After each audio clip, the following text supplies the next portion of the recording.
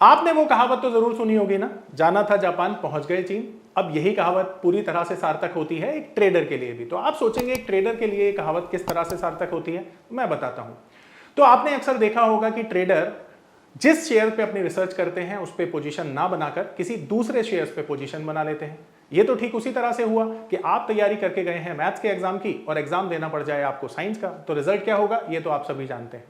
अब अक्सर एक ट्रेडर ये गलतियां करता है, तो ये गलतियां कैसे होती हैं जरा उसे समझते हैं।